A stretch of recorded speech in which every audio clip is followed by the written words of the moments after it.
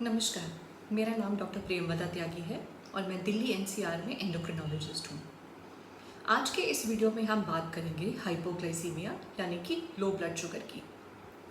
Diabetes की long term complications जैसे कि आँखों की दिक्कत, किडनी की दिक्कत, हार्ट अटैक आना या लकवा मारना, इनसे बचने के लिए एकमात्र उपाय है ब्लड शुगर का स्ट्रिक्ट कंट्रोल।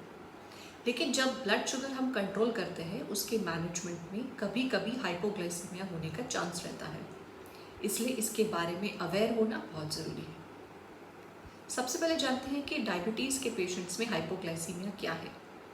हाइपोग्लाइसीमिया कहते हैं अगर आपका ब्लड शुगर लेस देन 70 है तो। इसके लक्षण क्या हो सकते हैं? चक्कर आना, पसीना आना, हाथ पैर कांपना, आँखों के सामने अंधेरा छाना, हाथों का कांपना, अचानक से भूख लगना। अगर इनको सही समय पे आइडेंटिफाई करके ट्रीट ना किया जाए तो कुछ मानसिक लक्षण भी आ सकते हैं, जैसे अजीब तरीके से बिहेव करना, बहकी बहकी बातें करना।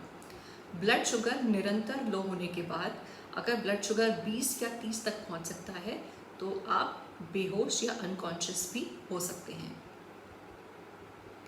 आप जानते हैं कि किन लोगों को हाइपोग्लाइसीमिया होने का ज़्यादा कारण है। डायबिटीज़ के मैनेजमेंट में यूज़ की जाने वाली दवाइयाँ और इंसुलिन सभी से हाइपोग्लाइसीमिया का रिस्क है। इसके अलावा वे लोग जिनकी उम्र ज़्यादा है, जिन लोगों को किडनी का या लिवर का बीमारी है, या कुछ स्पेसिफिक ड्रग्स जिनके साथ वो ओरल हाइपोग्लाइसेमिक ड्रग्स ले रहे हैं, अगर आपने ज़रूरत से ज़्यादा एक्सरसाइज किया है या नॉर्मल से कम खाना खाया है, इन सभी कंडीशंस में आपको हाइपोग्लाइसीमिया होने का रिस्क रहता है।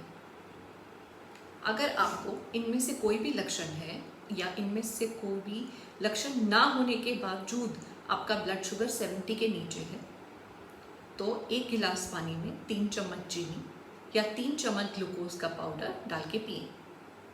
अगर आप बाहर हैं, आपके पास ग्लूकोज या चीनी की सुविधा नहीं है तो आप 4 पार्ले जी के बिस्किट या कैंडी, जो ऑरेंज कैंडी आती है, उसको भी ले सकते हैं।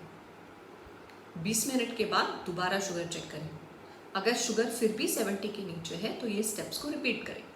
अगर शुगर 70 से 100 के बीच में है तो उसके बाद कुछ खाएं, जैसे कि खाना, दूध, ब्रेड या कोई सेव, जिससे आपका शुगर दोबारा कम ना हो। याद रखें, चीनी या ग्लूकॉन डी लेने के बाद शुगर हो सकता है आपका तुरंत 150-200 के रेंज में पहुंच जाए, तो घबराएं नहीं। शुगर और ग्लूकोज से जितना आपका ब्लड ग्लूकोज लेवल बढ़ता है उतनी जल्दी ही कम हो जाता है।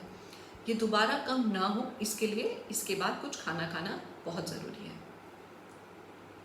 अगर आपका ब्लड शुगर 30 के नीचे है, आपको कोई मानसिक सिम्टम्स आ रहे हैं, तो आपके घर वाले ग्लूकॉन डी का पेस्ट बना के आपके मसूड़ों में रगड़ सकते हैं। किसी भी व्यक्ति को अगर वो बेहोश हालत में है, ग्लूकॉन डी या पानी का रस पानी में मिला के नहीं देना चाहिए। ऐसे हालत में आपको समझ नहीं आ रहा है तो अपने रिलेटिव को नियरेस्ट हॉस्पिटल में लेके जाएं। टाइप 1 डायबिटीज़ के बच्चे जिनको लो ब्लड शुगर होने का चांस है, उनको अपने घर में ग्लूकागॉन का इंजेक्शन रखना चाहिए एवं उनके माता पिता, बड़े भाई बहन, रिलेटिव्स को ग्लूकागॉन इंजेक्शन देना आना चाहिए। अगर आप डायबिटिक हैं तो आपको हाइपोग्लाइसीमिया होने का रिस्क है। हाइपोग्लाइसीमिया से डरें नहीं, उसको जानें, उसको जल्दी आइडेंटिफाई करें और उसका ट्रीटमेंट समझें। अगर आपको किसी दवाई या इंसुलिन की डोज पर बार बार लो ब्लड शुगर यानी हाइपोग्लाइसीमिया हो रहा है तो ऐसा हो सकता है कि आपको दवाई का डोज और इंसुलिन का डोज कम करने की ज़रूरत पड़े। इसके लिए अपने डॉक्टर से ज़रूर संपर्क करें। Stay safe, take care. नमस्कार।